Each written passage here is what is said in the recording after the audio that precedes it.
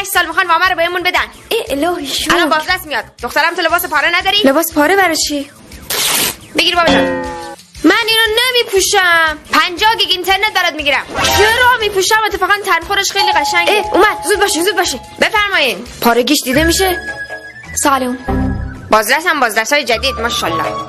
زن ما نقص زنم نداریم، همین پارگیای ما رو بدوزی. خوش اومدین، ولی ما هیچی نداریم که ازتون پذیرایی کنیم. هیچی. دخترتونن؟ این آره متاسفانه این خرابه. یعنی خراب عذاب در اومد از اول. مشکل داشت.